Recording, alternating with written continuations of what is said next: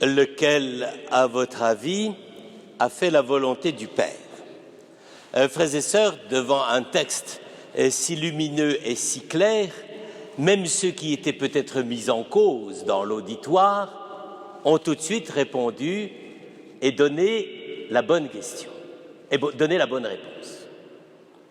Et donc, j'allais dire, nous sommes apparemment sans excuse. C'est évident pour tout le monde que si on dit qu'on va faire quelque chose, on doit le faire. Sinon, ce n'est pas la peine de le dire.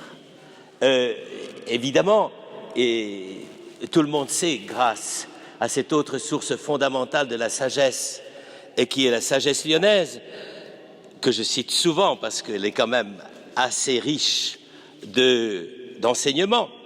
Le tout, c'est pas d'y faire, c'est d'y penser, mais le difficile, c'est pas d'y penser, c'est d'y faire. Donc, ça veut dire en gros que quand on se trouve devant une réalité et où l'on doit donner sa parole, on ferait mieux de tourner cette fois sa langue dans sa bouche. Eh bien, c'est précisément ce qu'aucun des deux n'a fait. Tous les deux ont réagi d'une façon presque instinctive. Le père demande d'aller travailler dans la vigne, c'est quand même pour l'entreprise familiale, hein, c'est pas du salariat esclavagiste. Hein. Donc, on invite à aller travailler à la vigne. Et les deux réagissent automatiquement d'une spontanéité désarmante. Oui, j'y vais. Va pas. Oui, j'y vais pas. Non, j'y vais pas. Et en réalité, repentir. Alors, évidemment, et c'est difficile à comprendre, parce que tous les deux quand même, il faut pas discuter, tous les deux quand même ont un mauvais réflexe. Il y en a un qui dit « j'y vais pas », il n'y va pas, et l'autre qui dit « j'y vais pas », il y va. Alors, qu'est-ce qu'il y a là derrière qui conditionne la réponse de l'un et de l'autre? Et ensuite, ça nous donnera peut-être quelques occasions de réfléchir sur nous-mêmes. Eh bien, le premier qui dit oui, j'y vais et n'y va pas, eh bien, c'est ce qu'on appellerait le bon fidèle, juif, chrétien, tout ce que vous voudrez, bien disposé. Face à la question religieuse, on dit toujours oui. Toujours oui parce que c'est l'autorité, toujours oui parce que ça paraît plus correct que d'autres solutions, toujours oui parce que comme ça on n'a pas d'ennui. Bref, c'est ce qu'on appelle précisément le béni oui-oui. C'est-à-dire qu'il a le réflexe de dire tout le temps, ah ben si c'est quelque chose qu'on me demande, j'y vais, je ferme les yeux, je fonce, je ne me pose pas de questions. Or, en réalité, c'est vrai qu'en ayant cette attitude-là, il est inévitable qu'à certains moments, on n'y aille plus. Parce qu'à force de dire oui à tout, on ne dit oui à rien. Et c'est quand même un tout petit peu ce qui menace beaucoup de personnes dans notre société actuelle, c'est de croire que parce que c'est imposé, c'est commandé, etc., eh bien, on y va. Or, ici, vous l'avez compris, je crois que Jésus, dans l'époque où il était, Jésus déteste les bénis oui-oui. Donc, c'est quand même une manière tout à fait singulière de la part de Jésus, car c'est quand même une prise de position qu'il faut apprécier à sa juste valeur, n'est-ce pas? Ils ne réfléchissent plus parce qu'ils adhèrent immédiatement. Oui, d'accord, mais ils adhèrent à quoi? À force de vouloir adorer à tout, de vouloir plaire à tout le monde, de vouloir faire tout ce qu'on nous dit, on ne croit plus à rien. Ça, c'est quand même quelque chose qu'il faut réfléchir profondément, car c'était sans doute déjà un grand problème à l'époque de Jésus, mais il faut bien reconnaître que c'est un grand problème à notre époque. C'est-à-dire que le moment même de notre adhésion nous échappe. Simplement, il faut faire comme ça, bon, on fait comme ça. Alors, je ne prêche pas la révolte. C'est pas la révolte que je prêche, c'est le réflexe. C'est autre chose. C'est le fait de croire qu'on peut répondre tout de suite, car vous avez vu, le père dit « Tu vas travailler à ma vigne ?» Oui, j'y vais. Il réfléchit pas. Il n'a pas une once, il a un pois chiche, n'est-ce pas, dans la tête. Et donc, il obéit. Ben oui, on m'a dit d'y aller, mais j'y vais. Tout d'un coup, non, je ne peux pas y aller parce que j'ai rendez-vous avec ma copine, parce que j'ai, etc., parce que j'ai d'autres choses à faire pour occuper ma journée. Donc, c'est cette espèce de réflexe de pseudo-docilité que, là encore, désolé de vous citer cette source inépuisable de réflexion, qui est la sagesse lyonnaise. Voilà ce qu'ils disent, voilà ce qu'on dit dans la sagesse lyonnaise. Crois-moi, les dévots, c'est pas tant qu'ils craignent le bon Dieu, comme c'est qu'ils en ont peur. Là, on voit très très bien où est le problème. Les Lyonnais comprennent mieux l'Évangile que nous. Le problème, c'est effectivement, que signifie cette attitude de se dire, oui, on me le dit, j'y vais, je le fais. Ça signifie souvent pas grand-chose, au fond de notre cœur. Évidemment, ça peut dissimuler une grande disponibilité si effectivement on le fait. Mais si c'est simplement que je dis oui parce que j'ai envie de dire oui et que je ne veux pas d'ennui, c'est terrible. Et donc, il y a là quelque chose de provoquant dans l'attitude de celui qui dit oui. Qu'est-ce qu'il veut au fond? Il veut être ami avec tout le monde? Pas de souci, je dis, puis de toute façon, après on verra. Voilà pour le premier. Donc, le résultat des courses, c'est quoi? C'est qu'on peut très bien, et c'est là où Jésus se fâche, on peut très bien utiliser la religion dans cette optique-là. Et ce qui est terrible chez le Fils, le premier, c'est qu'il va céder sur tout. Mais céder pourquoi? Pour des raisons religieuses. Et là, je comprends que Jésus, à cause même de la profondeur qu'il a de regard sur la religion, ne puisse pas supporter ça chez ses contemporains.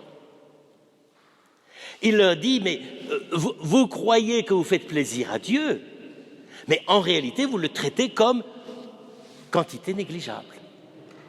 Vous dites oui, on ne réfléchit pas, on ne se pose pas de questions. Comme on disait à une certaine époque, mais maintenant on ne le dit plus, on a la foi du charbonnier, on obéit à ce que dit le curé.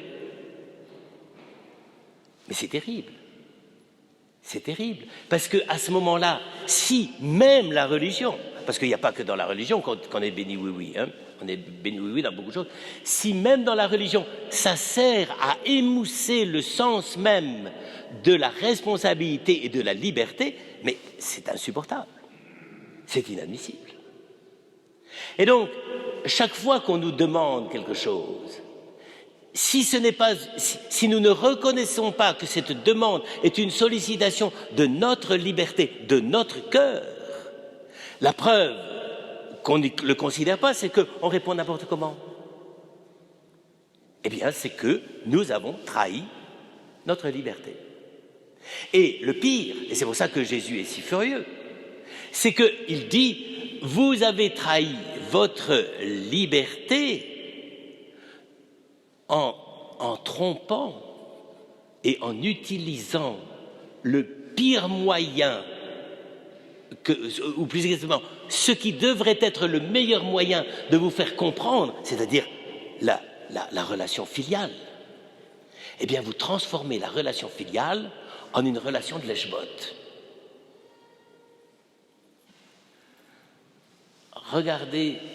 Regardons en nous et autour de nous Combien de fois il y a utilisation de la sollicitation de la liberté et qui dégénère en ras-le-bol, je dis oui, peu importe si j'y vais pas.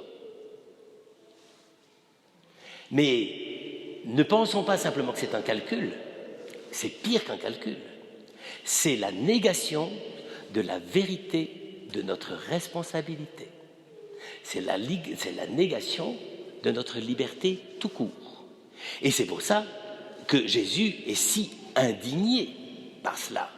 Parce qu'il dit, mais si vous, les bons juifs, vous commencez à dénaturer l'engagement que vous avez pris, alors vous n'êtes plus le fils de la loi, vous n'êtes plus les fils de Moïse, vous n'êtes rien du tout. C'est la colère dans l'attitude de Jésus. Ça, c'est les premiers. Les seconds. Dans un premier temps, les seconds semblent bien avoir tiré les marrons du feu. C'est-à-dire qu'ils en ont déjà tant vu qu'ils se disent « c'est même pas la peine de dire oui, de dire non. Allez, hop, on me dit quelque chose, ça me casse les pieds, je ne veux pas en entendre parler, je laisse tout tomber. » Il y a quand même un avantage dans cette attitude.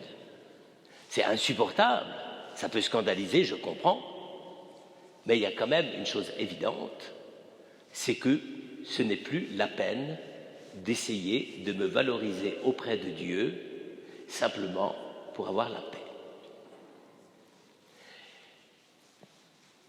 On dira ce qu'on voudra, mais s'il y a une certaine irréligiosité dans le monde actuel, c'est aussi pour cette raison-là.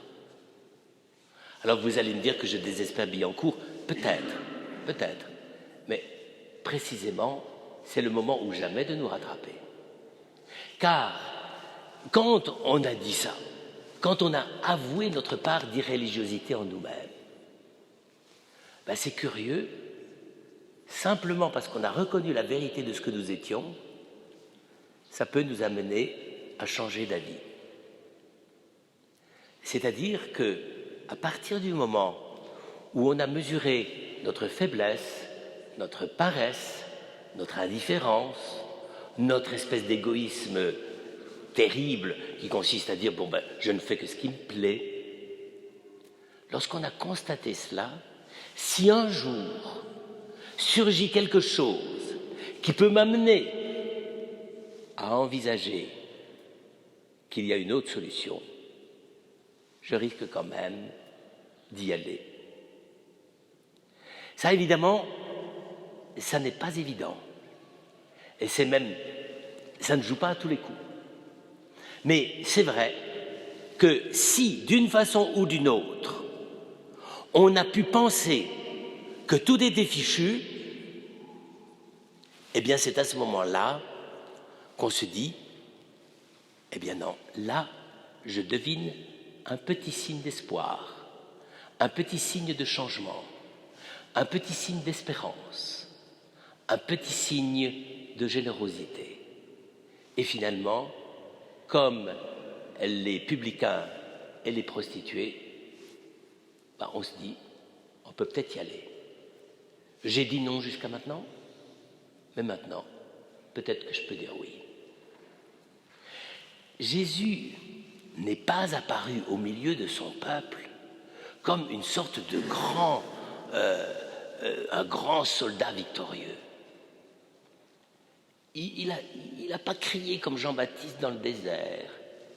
Il est allé de maison en maison, de village en village. Et il a rencontré ces gens, ceux qu'on appelle des désabusés. Effectivement, ces gens-là, s'ils menaient cette vie-là, c'est qu'ils ne croyaient plus beaucoup en leur liberté. Ils pensaient qu'il n'y avait plus rien à espérer du monde, de la société, et encore moins de ces abominables bien-pensants religieux qu'étaient les pharisiens. Et il y en a beaucoup aujourd'hui. Il y en a beaucoup. Et là, il est allé et il leur a dit simplement, écoutez, voilà, je ne vois pas les choses comme ça. finalement, Dieu dit à tout le monde d'aller travailler à la vigne. Vous n'y êtes pas allé? Pas bien. Il n'aura pas dit que c'était bien de ne pas y aller, hein. Il aura dit que c'était pas bien de ne pas y être allé. Mais je vous révèle la liberté de votre cœur et de votre vie. Regardez comment vous vivez. Regardez ce que vous attendez. Est-ce que dans ce que je vous dis et dans ce que je vous propose, il n'y a pas quelque chose d'infiniment grand qui vous dépasse et qui vous fait tout à coup retrouver la vérité de votre liberté dans la vérité de ce que je vous propose? C'est ça la démarche du deuxième fils. C'est qu'en réalité, quand il a entendu l'appel, il s'est dit, pas la peine d'y aller, je connais la musique, ça ne sert à rien, ça améliorera peut-être la récolte de 10 kilos de raisins que je vais ramasser, grappiller en feignassant dans la vigne de mon père. Donc, le désabusé total. Et pourtant, là, il y a quelqu'un qui lui dit, non mais, tu sais, même 10 kilos, on en a besoin. Et à ce moment-là, il se dit, tiens, oui, c'est vrai, après tout. C'était ça. Alors, frères et sœurs, je crois que c'est une parabole terrible. Parce que, évidemment, tout est brouillé. Comme d'ailleurs dans notre société, tout est brouillé, hein, à tout niveau. Mais qu'est-ce qui compte? Ben, ce seul qui compte, c'est un regard de vérité. On pourra tourner le problème dans tous les sens. Vous voyez, le père ne se fâche pas parce que le deuxième fils n'est pas allé au boulot. Lui, c'est pas j'embauche et je recrute. Le père dit, vous êtes tous appelés. Même ceux qui apparemment s'en fichent complètement. Tout le monde est appelé. J'allais dire, le démocratisme fondamental de la foi catholique, c'est tous appelés. C'est pour ça que ça s'appelle catholique d'ailleurs. Tout le monde est appelé. Mais après, vous ne pourrez répondre à cet appel qu'en fonction de la reconnaissance de la vérité, de votre liberté, de votre être et de l'appel que vous avez reçu. C'est le seul critère. Le vrai critère de la foi chrétienne, c'est la vérité. Alors évidemment, on essaye toujours, on croit que c'est mieux d'essayer de séduire, de dire oui, mais si on est plus gentil, ça ira mieux. Oui, d'accord, c'est très bien d'être gentil, hein, il faut être gentil. Mais le problème n'est pas tout à fait là. Le problème, c'est d'abord la vérité du salut. Et même, je dirais, avant même la vérité du salut, la vérité de ma liberté en tant qu'elle est interpellée et appelée par le Père. S'il n'y a pas ça, mais il n'y a rien. Et c'est pour ça que c'est si difficile à percevoir la vérité de notre être. Car la vérité de notre être, elle n'est pas dans ce que je vais examiner de moi-même, de ce que je peux faire, pas faire. La vérité de mon être, elle est dans l'appel que Dieu a envoyé.